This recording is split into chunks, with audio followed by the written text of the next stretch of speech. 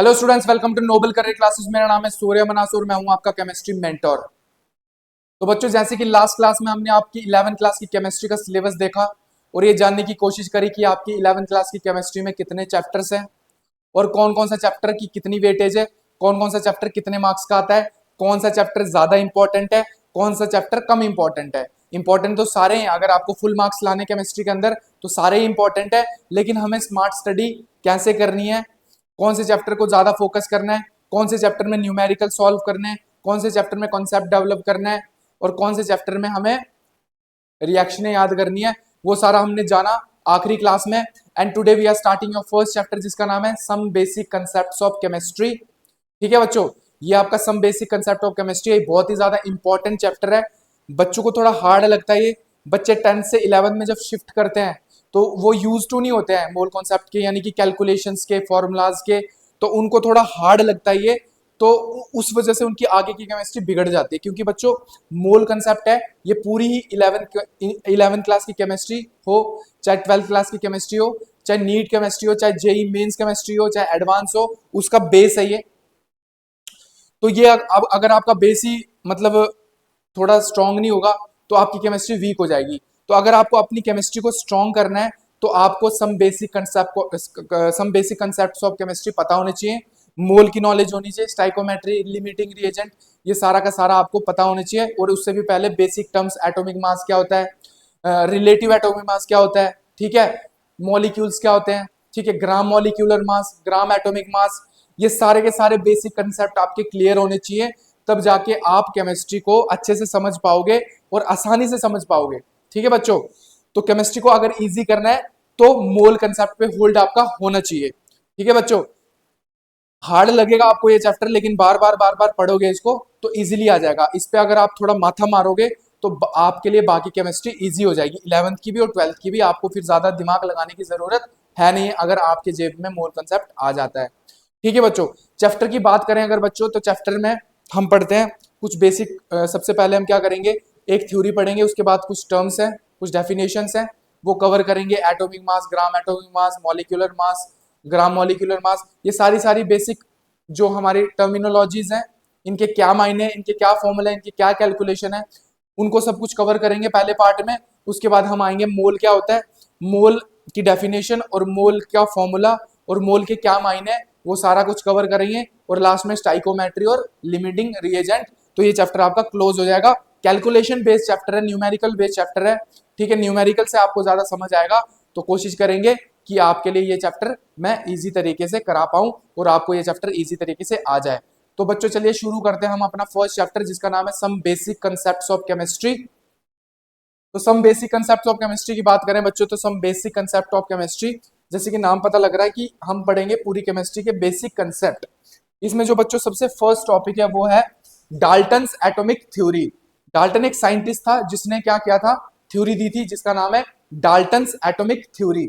तो बच्चों डाल्टन ने क्या बोला था, इसने जिक्र किया था मैटर के बारे में, एटम्स के बारे में। इसने बोला था बच्चों, इसने सबसे पहली बात बोली थी कि matter is made up of very small indivisible particles called atoms. इसने बोला बच्चों कि matter is made up of very small indivisible particles called atoms. इसने बोला जितना जो मैटर होता है, सबसे पहले मैटर क्या होता है ये जानने की कोशिश करेंगे। मैटर बच्चों वो चीज होती है यूनिवर्स में, वो चीज होती है जो कि क्या करे, ऑक्यूपाई करे स्पेस को, ऑक्यूपाई करे और जिसका कुछ ना कुछ क्या हो, मास हो। कोई भी वो चीज, जैसे इस क्लास के अंदर डेस्क है, दरवाजे हैं, फैन है, मैं हूं, कैमरा है, बोर्ड है, तो इस सारा का सारा क्या है, मैटर। मैटर मतलब कोई भी वो चीज जो स्पेस को ऑक्यूपाई करे और जिसका कुछ ना कुछ मास हो, ऐसी चीज को हम बोलते हैं बच्चों क्या, मैटर। तो what is matter, anything that can occupy space and have मास, उसको हम बोलते हैं मैटर। तो डाल्टन ने क्या बोला बच्चों कि मैटर जो होता है बच्चों फर्दर, वो matter is made up of very small indivisible particles called atoms. Individual particles क्या होते हैं, जो फर्दर डिवाइड ना हो, जो फर्दर डिवाइड ना हो। ठीक है, तो इंडिविजिबल पार्टिकल वो पार्टिकल्स होते हैं जो फर्दर डिवाइड ना हो, ऐसे पार्टिकल्स को बोलते हैं हम क्या, इंडिविजिबल पार्टिकल्स। तो matter is made up of very small indivisible particles called atom. पहली बात ये बोली थी। दूसरा एटम्स के बारे में, मैटर के बारे में तो उसने बोला हमें matter is made up of atoms. अब एटम्स क्या होता है, तो एटम क्या होता है बच्चों, एटम वही इंडिविजुअल पार्टिकल्स जिसको एटम्स बोलते हैं। फिर जो बच्चों एटम होता है, atom can never be created nor be destroyed.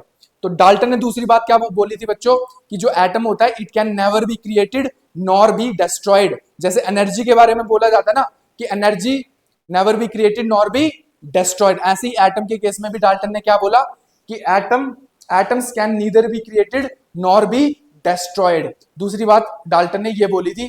तीसरी बात क्या बोली थी डाल्टन ने, कि atoms of same element have similar nature, size, shape, और इनसे जो बाकी चीजें निकल के आती हैं एटसेट्रा, वो सारी की सारी क्या होती हैं, सेम।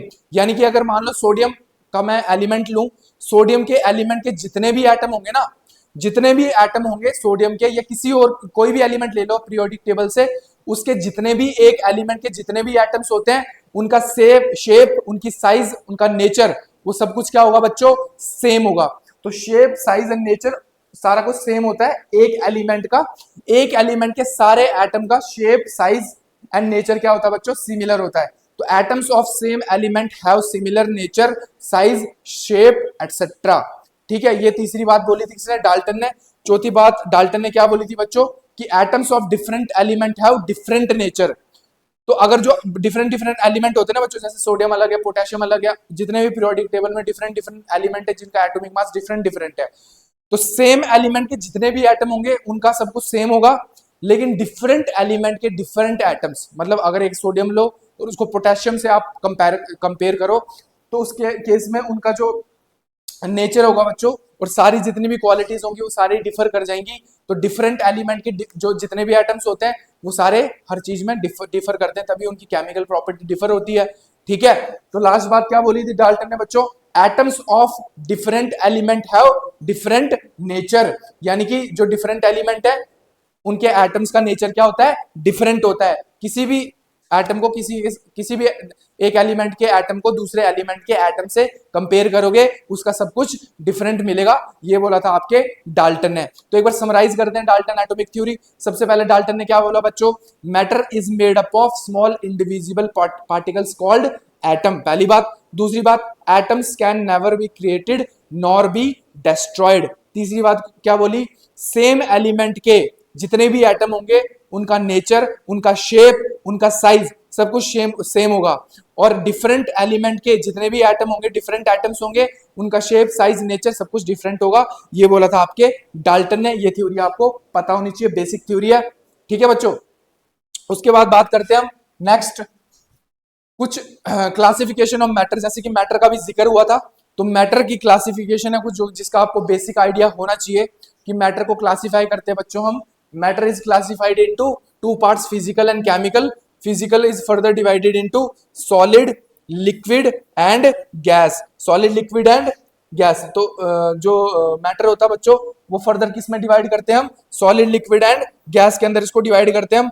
और जो केमिकल होता है बच्चों, chemical is divided into pure substances and mixtures.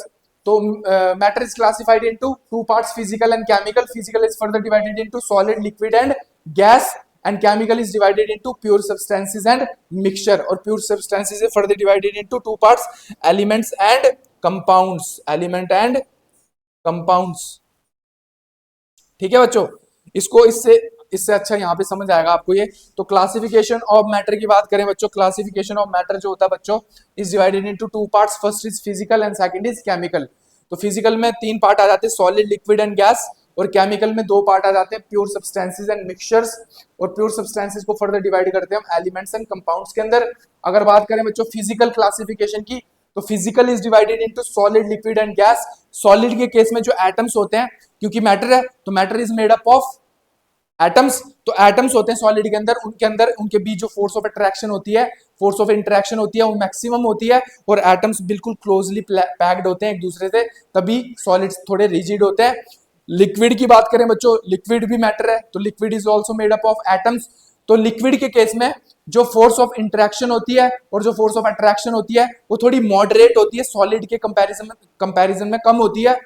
ठीक है, और गैस की बात करें उसमें एटम्स के बीच जो force of interaction, force of attraction होती है बच्चों, वो मिनिमम होती है, एटम्स बहुत ही दूर दूर है, उड़ रहे हैं एक दूसरे, बहुत कम नाता है उनका। तो force of attraction is maximum in case of solid, minimum in case of gas and moderate in case of liquids. अगर हम फिजिकल वाले पार्ट को डिवाइड करें तो सॉलिड, लिक्विड एंड गैस में। केमिकल दो पार्ट्स में हो गए, प्योर सब्सटेंस एंड मिक्सचर्स। अगर एक ग्लास में आपने सिर्फ वाटर रखा है तो उसको बोलेंगे हम प्योर सब्सटेंस, और वाटर के अंदर चीनी मिला दिया तो बन जाएगा आपका मिक्सचर। तो pure substance is further divided into elements and compounds. Element वो होते हैं बच्चों जो हमारे पीरियोडिक टेबल में जितने भी हैं वो सारे के सारे क्या है, एलिमेंट्स, और वही एलिमेंट आपस में रिएक्ट करके क्या बनाते हैं बच्चों, कंपाउंड्स का क्रिएशन करते हैं। ठीक है, तो ये आपकी मैटर की क्लासिफिकेशन है, इसका आपको बेसिक आइडिया होना चाहिए। नेक्स्ट बात करें बच्चों सम इंपॉर्टेंट डेफिनेशन। सब इंपॉर्टेंट डेफिनेशन में सबसे पहले आती है बच्चों रिलेटिव एटॉमिक मास, जिसको हम रिप्रेजेंट करते हैं R.A.M, राम से या रैम से, जो भी आप बोलो, रिलेटिव एटॉमिक मास। तो क्या होता है बच्चों रिलेटिव एटॉमिक मास? तो रिलेटिव एटॉमिक मास जो होता है बच्चों, relative atomic mass is mass of one atom of the element.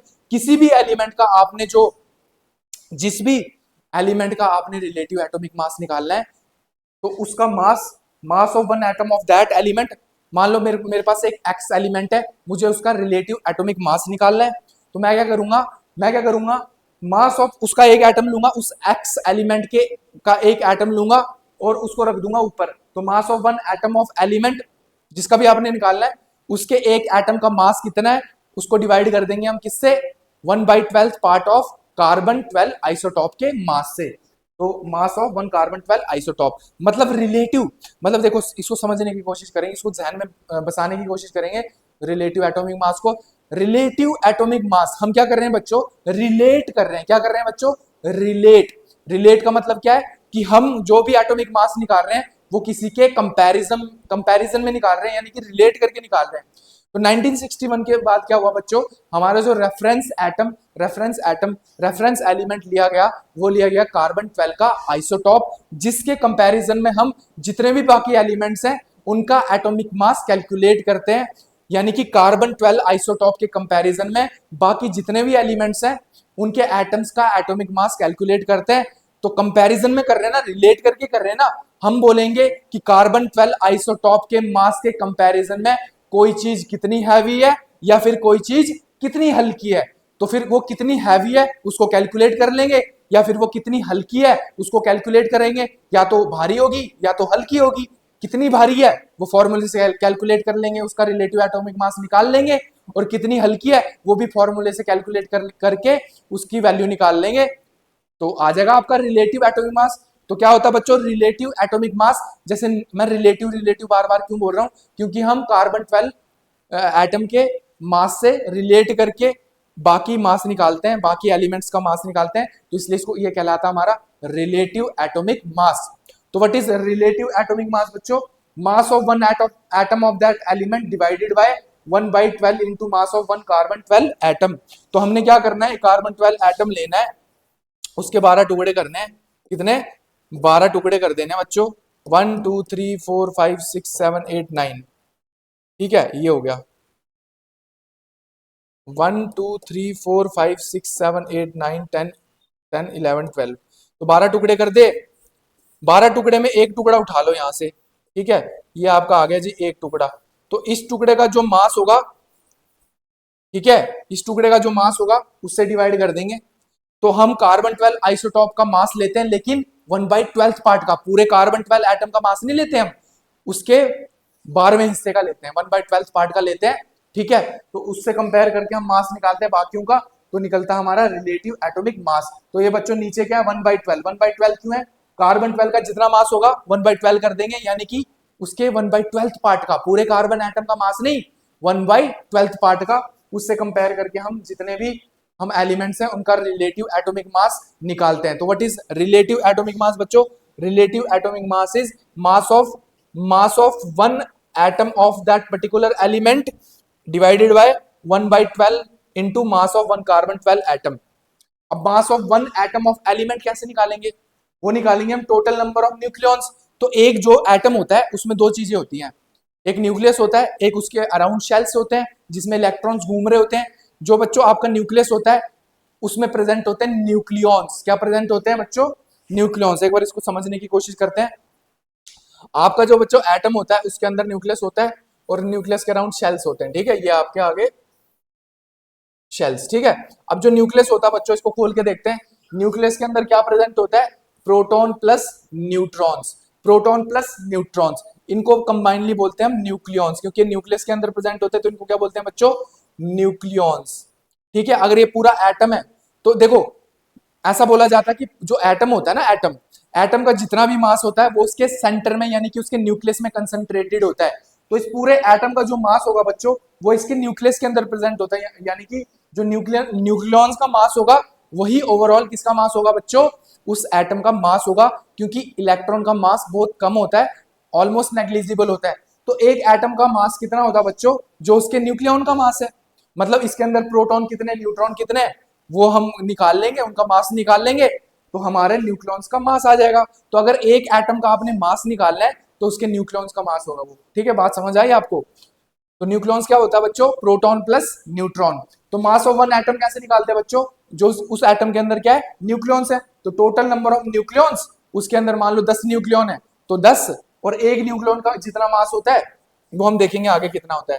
तो मास ऑफ वन न्यूक्लियॉन से मल्टीप्लाई कर देंगे, यानी कि 10 न्यूक्लियॉन है और एक न्यूक्लियॉन का जितना मास है 10 इंटू मास, तो टोटल मास आ जाएगा किसका? एटम का, और divided by 1 by mass of one carbon. 12 atom भी तो ऐसे निकालेंगे हम कि कार्बन 12 एटम मतलब उसके अंदर कितने, देखो कार्बन जो होता है बच्चों, कार्बन जो होता है, कार्बन का जो मास एटॉमिक नंबर होता है वो 6 होता है और मास नंबर 12 होता है ना। मास नंबर मतलब जो उसके अंदर प्रोटॉन प्लस न्यूट्रॉन है, यानी कि उसके अंदर न्यूक्लियॉन्स जितने वो उसका मास नंबर हो गया, ठीक है। ये हो गया इसके न्यूक्लियॉन्स। तो अगर हमने कार्बन 12 एटम का मास निकालना है तो इसके अंदर कितने न्यूक्लियॉन्स है? 12। तो 12 इंटू, तो हम क्या कर देंगे 12 इंटू एक न्यूक्लियॉन का जितना मास होगा तो आ जाएगा ना कार्बन 12 एटम का मास। तो यही तो किया है यहाँ पे, कार्बन 12 यानी कि नीचे मास ऑफ वन कार्बन 12 एटम क्या होगा? कार्बन 12 के अंदर 12 न्यूक्लियॉन्स है into mass of one nucleon, तो कार्बन के एटम का मास भी आ जाएगा। अब होगा क्या बच्चों? होगा ये कि 12 से 12 कट जाएगा और मास ऑफ वन न्यूक्लियॉन और मास ऑफ वन न्यूक्लियॉन दोनों चीजें कट गई, हमारे पास टोटल क्या रहा? Total mass of nucleons. तो रिलेटिव एटॉमिक मास हमारे पास क्या आया बच्चों? Total number of nucleons. तो relative atomic mass is nothing, it is just total number of nucleons. कोई भी एटम ले लो, एटम के अंदर देख लो कि उसके अंदर टोटल नंबर ऑफ न्यूक्लियॉन्स कितने हैं, वही उसका क्या हो जाएगा बच्चों? Relative atomic mass. और रिलेटिव एटॉमिक मास हम क्या करते हैं 1961 के बाद कार्बन 12 आइसोटॉप के कंपैरिजन में हम क्या करते हैं, कार्बन 12 आइसोटॉप के 12वें हिस्से के कंपैरिजन में हम करते हैं कि कितना हैवी है कितना हल्का है, वो कैलकुलेट कर लेते हैं, वही आ जाता है हमारा। तो कुल मिला के समरी क्या है बच्चों? समरी ये है कि relative atomic mass is equals to total number of nucleons, यानी कि टोटल नंबर ऑफ न्यूक्लियॉन्स होता है उस पर्टिकुलर एटम का मास नंबर, और मास नंबर क्या होता है? Neutron plus protons. तो जो भी उस पर्टिकुलर एटम का मास नंबर होगा उसका ए होगा, mass number is represented by A, वही उसका क्या कहलाएगा? Relative atomic mass. I hope आपको ये चीज समझ आई। नहीं समझ आई तो कमेंट में पूछना कि सर ये समझ नहीं आया, तो मैं आपको दोबारा एक्सप्लेन कर दूंगा नेक्स्ट क्लास के अंदर। अच्छा बच्चों, नेक्स्ट बात करें अगर, तो नेक्स्ट हमारी टर्म है, दूसरी टर्म है ए एम यू और डाल्टन और यू, इसको हम एटॉमिक मास भी बोलते हैं। Atomic mass unit A M U मतलब एटॉमिक मास यूनिट, या फिर यू मतलब यूनिफाइड मास। तो इसके बहुत सारे नाम है। ए एम यू बहुत इंपॉर्टेंट टर्म है ये, A M U atomic mass unit, या फिर it is represented by u या डाल्टन जिसको हम यूनिफाइड मास भी बोलते हैं। तो A M U is what, A M U is atomic mass unit या फिर यूनिफाइड मास। ये क्या होता है बच्चों? It is equals to mass of one carbon 12 atom divided by 12, मतलब 1/12 पार्ट ऑफ मास ऑफ, जो मैंने बताया था ना, ये जो कार्बन है इसके कर दो भाई कितने टुकड़े? 12। कितने टुकड़े कर दो भाई? 12।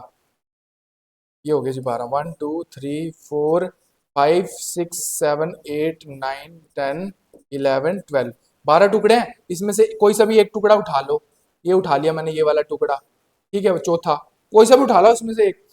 तो जो एक टुकड़े का जो बच्चों मास होगा ना वो 1 mu के बराबर होगा, ठीक है, 1 AMU के बराबर होगा। What is 1 AMU?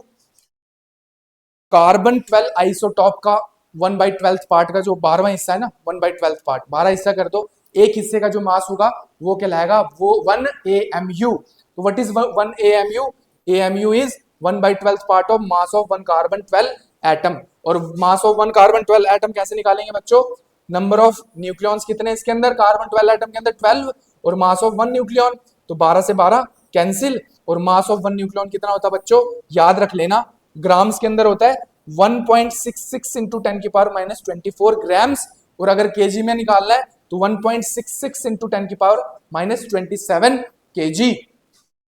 तो बच्चों मास ऑफ 1 न्यूक्लियॉन की वैल्यू होती है 1.66 इंटू 10 की पावर माइनस 24, यही तो बचा, जो कि किसके बराबर होती है?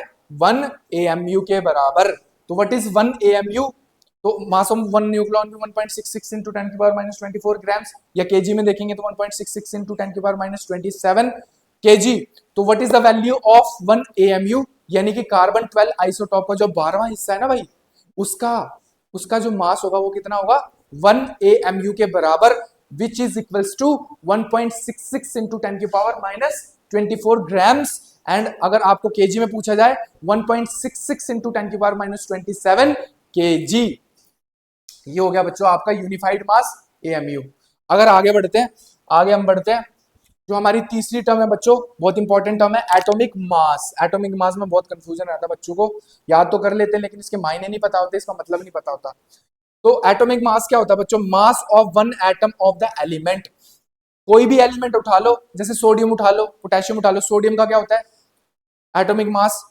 मतलब कोई भी एलिमेंट है उसका एटम का जो एक एटम का जो मास होगा वो क्या कहलाएगा? उसका एटॉमिक मास। और बहुत सारे एटम से तो मॉलिक्यूल बन जाएगा, तो फिर आ जाएगा मॉलिक्यूलर मास।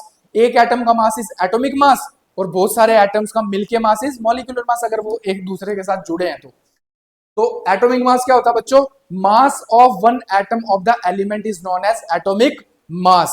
तो इसको कैलकुलेट करने के लिए हमें जरूरत पड़ेगी हमारे रिलेटिव एटॉमिक मास की। रिलेटिव एटॉमिक मास से ही हम कैलकुलेट करेंगे एटॉमिक मास। तो हमें जैसे कि पता है कि रिलेटिव एटॉमिक मास क्या होता है? Mass of one atom of the element divided by 1/12 part of mass of one carbon 12 atom. तो जो मास ऑफ वन का एटम ऑफ एलिमेंट होता है उसी को तो हमने एटॉमिक मास बोला। Mass of one atom of element क्या होता है बच्चों? Atomic mass. तो mass of one atom of element क्या होता है? Atomic mass. और 1/12 into mass of one carbon 12 क्या एटम क्या होता है? अभी पढ़ा था पीछे कि मास ऑफ वन कार्बन 12 एटम का जो 12वां हिस्सा होता है वही तो 1 AMU कहलाता है। तो atomic mass divided by 1 AMU। तो यहां पर आ गया RAM, तो नीचे से आ गया ऊपर 1 AMU, और इधर बच गया हमारे पास एटॉमिक मास। तो हमारे पास क्या आ गया बच्चों? एटॉमिक मास का फॉर्मूला, रिलेटिव एटॉमिक मास को मल्टीप्लाई कर दो AMU के साथ, वो बन जाएगा उसका एटॉमिक मास। यानी कि अगर आपको रिलेटिव एटॉमिक मास पता है ना किसी भी चीज का, फॉर एग्जांपल सोडियम का 23 है, तो उसके पीछे AMU लगा दो, वही आपका क्या बन जाएगा? Atomic mass. तो इतना कोई ज्यादा डिफरेंस नहीं है, बस रिलेटिव एटॉमिक मास के पीछे AMU लगाना ही उसका एटॉमिक मास कहलाता है। हमने देख लिया, क्योंकि हमने देखा कि रिलेटिव एटॉमिक मास क्या होता है बच्चों? Mass of one atom of that particular element divided bye 112 into mass of one carbon 12 atom. तो ऊपर हो गया मास of one atom of element जिसको हम एटॉमिक मास बोलते हैं, और 1/12 into mass of one carbon 12 atom हो गया 1 AMU के बराबर। तो ये ऊपर चला गया, तो relative atomic mass into 1 AMU equals to atomic mass. यानी कि अगर आपको रिलेटिव एटॉमिक मास पता होगा उसके पीछे मल्टीप्लाई कर दो 1 AMU को, वही आपका कहलाएगा एटॉमिक मास। समझ आई? आगे बढ़ते हैं, डाउट होगा तो कमेंट कर लेना। अब क्वेश्चन कर लेते हैं बच्चों। अब हम देखेंगे, कैलकुलेट करेंगे एलिमेंट्स का relative atomic mass and atomic mass. तो सबसे पहले हमारे पास क्वेश्चन है, find relative atomic mass and atomic mass of sodium, fluorine, calcium. Fluorine, sodium and calcium. तो सोडियम का बच्चों बात करें, सोडियम का जो मास नंबर होता है, मास नंबर A से रिप्रेजेंट करते हैं वो है 23। और जो मास नंबर होता है किसी भी एलिमेंट का, यानी कि वो उसके नंबर ऑफ न्यूक्लियॉन्स होते हैं, मतलब मास नंबर मतलब प्रोटॉन प्लस न्यूट्रॉन, और प्रोटॉन प्लस न्यूट्रॉन क्या होते हैं? Number of nucleons, number of nucleons. तो टोटल नंबर ऑफ जो न्यूक्लियॉन्स होते हैं वही तो हमारा रिलेटिव एटॉमिक मास होता है, वही तो हमारा रिलेटिव एटॉमिक मास होता है। What is relative atomic mass? Total number of nucleons. और what is total number of nucleons? Proton plus neutrons. What is proton plus neutron? It is equals to A, यानी कि mass number.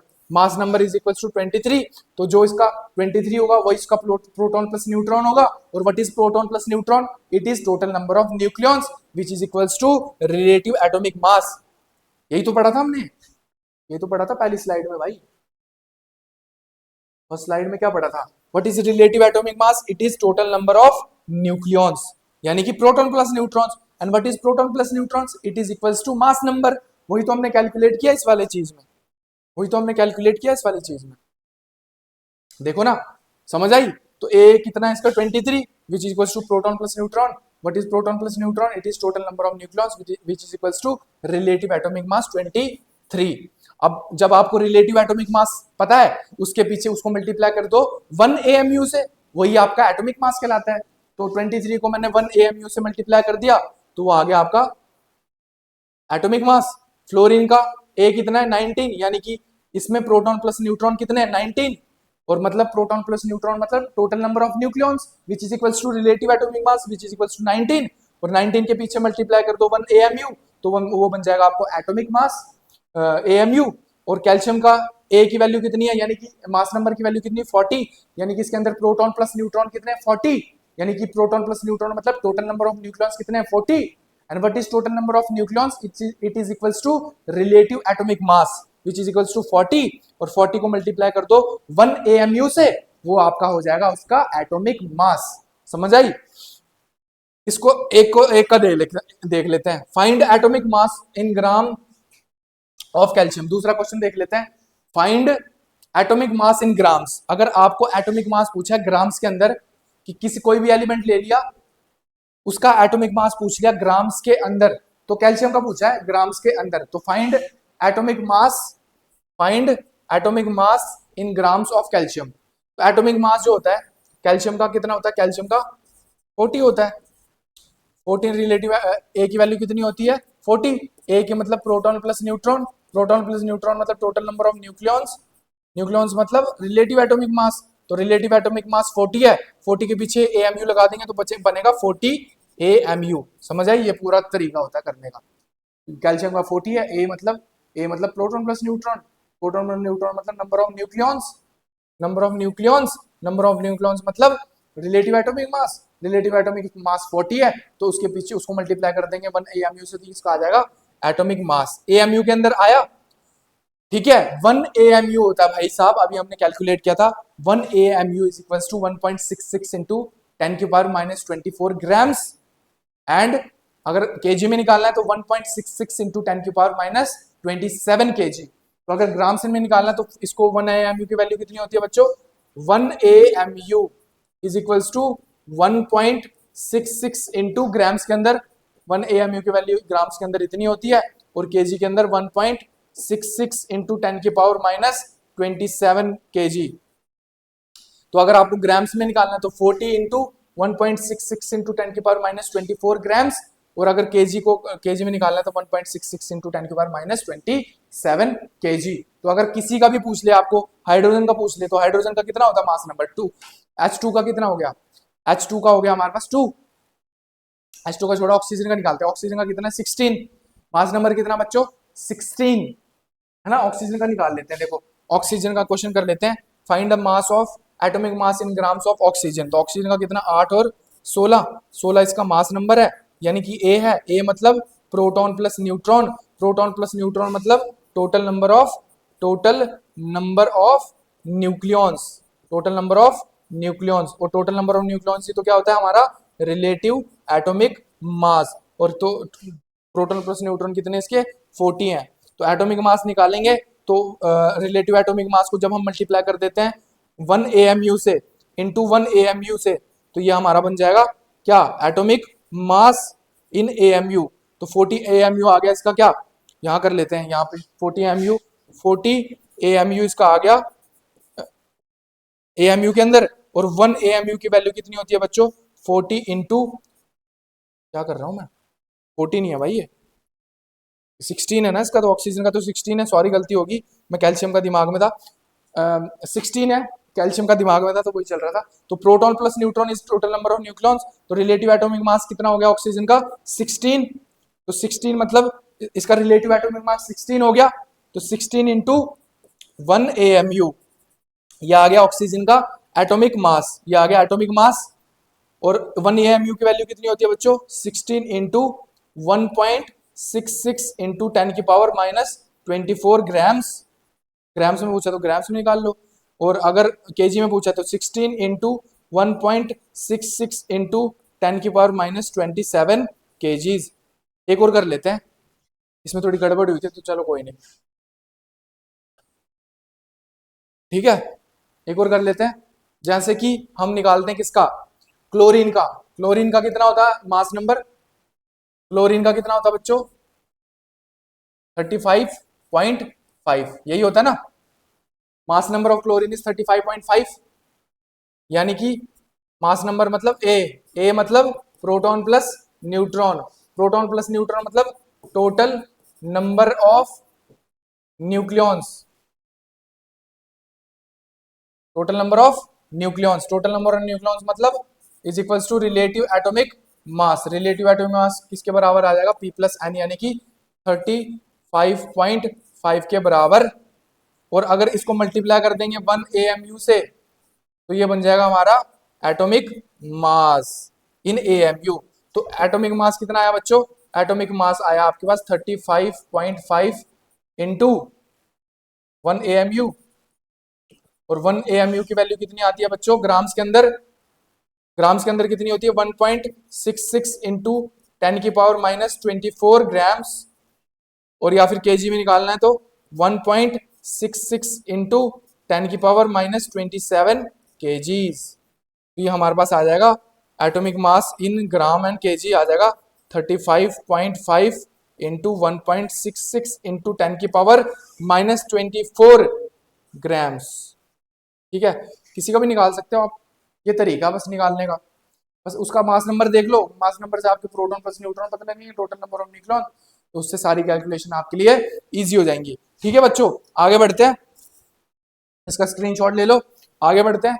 आगे हमारे पास है चौथा जो हमारे पास टर्म है वो बच्चा वो है moles. What is moles? Moles is N A number of entities. जैसे एक केले होते हैं ना 1 दर्जन, तो अगर मैं बोलूंगा 1 दर्जन यानी कि आप क्या समझ जाओगे? 12 है। 1 दर्जन मतलब 1 डजन मतलब 12 केले। ऐसे नंबर ऑफ मोल क्या होता है? नंबर ऑफ मोल्स होता है N A number of entities, यानी कि किसी भी चीज की N A number of entities होंगी बच्चों, वो कहलाएगा 1 मोल। यानी कि अगर इस क्लास में डेस्क हैं, अगर ये एन ए के बराबर है, एन ए की कितनी वैल्यू होती है वो आगे बात करेंगे। अगर इस क्लास में जितने भी डेस्क हैं वो एन ए के बराबर है, यानी कि एवोगैड्रो नंबर के बराबर है, तो उसको हम बोलेंगे कि इस क्लास के अंदर 1 मोल डेस्क है। 1 मोल डेस्क है यानी कि N A number of desk है। और N A number of desk है, एन ए नंबर का मतलब होता है बच्चों कितने डेस्क है? 6.022 इंटू 10⁻23 डेस्क है। कितने?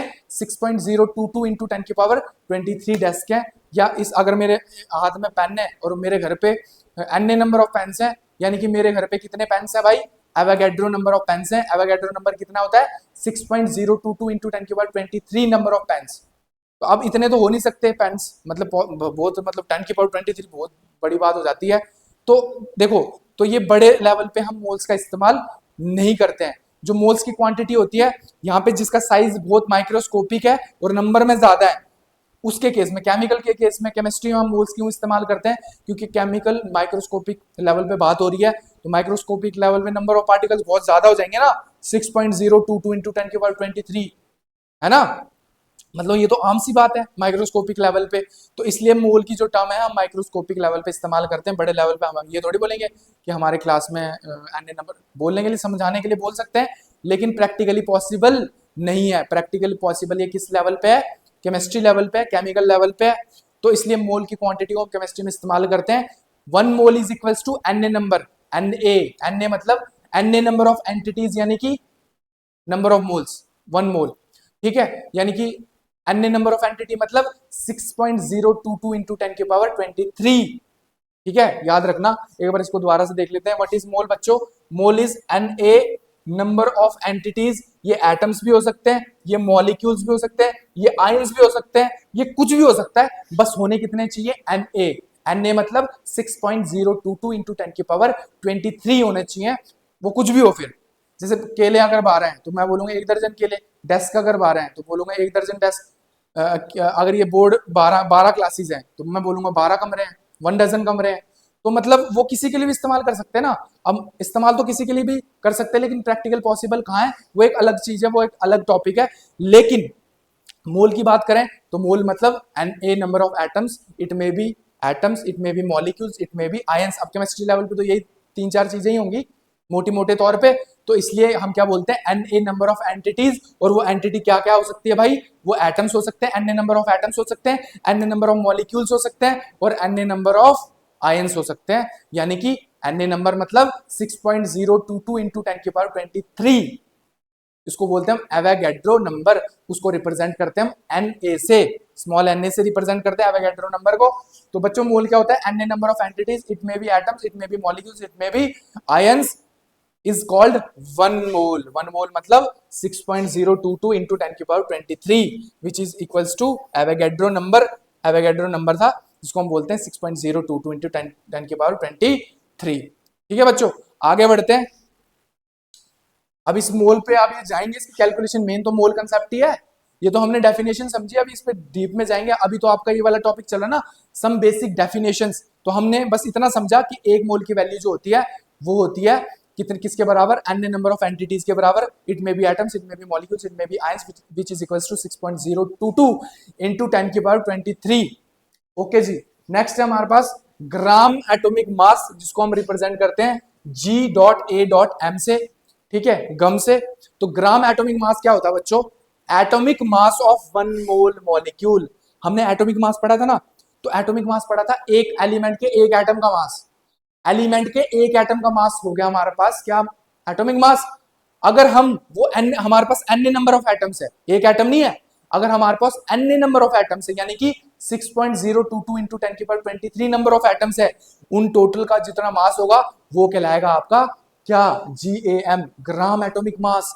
यानी कि 1 मोल एटम्स का जो मास होगा ना बच्चों, 1 मोल मतलब एन नंबर ऑफ एंटिटीज, यानी कि 6.022 इंटू 10⁻23 एटम्स का जो टोटल कुल मिला के कंबाइनली जो मास होगा बच्चों, वो कहलाएगा ग्राम एटॉमिक मास। तो what is gram atomic mass, it is not the mass of one atom, it is the mass of N A number of that particular atom. मतलब अगर सोडियम के N A number of atoms है ना, किसी भी element के N A number of atoms ले लो पीरियोडिक टेबल से, सोडियम, पोटेशियम, ब्रोमीन, वो सिर्फ एन ए नंबर होना चाहिए, उनकी उनकी क्वांटिटी कितनी होनी चाहिए, 6.022 इंटू 10⁻23। उसको कहलाएंगे, उसको बोलेंगे हम ग्राम एटॉमिक मास। तो what is gram atomic mass, atomic mass होता है किसका, ऑफ 1 मोल एटम्स।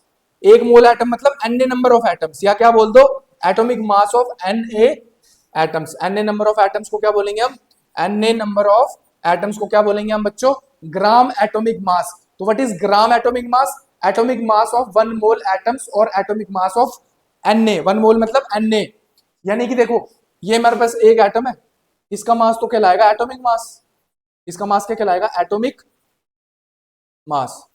सिंपल सी बात है, इस स्लाइड में समझ लेते हैं, रुक जाओ।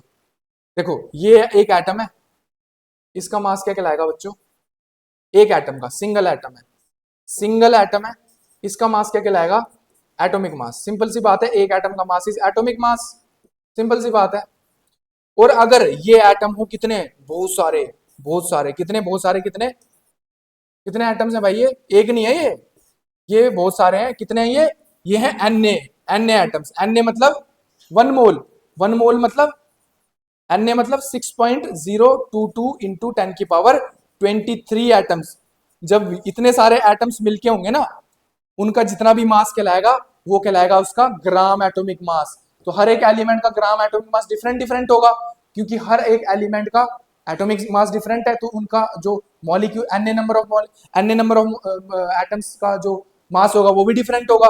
तो एक एटम के मास की बात नहीं करेंगे, एक एटम की जब मास की बात करेंगे उसको बोलेंगे हम एटॉमिक मास। जब N A number of atoms की बात करेंगे, यानी कि 6.022 इंटू 10⁻23 एटम्स की बात करेंगे, तब वो कहलाएगा बच्चों ग्राम एटॉमिक मास।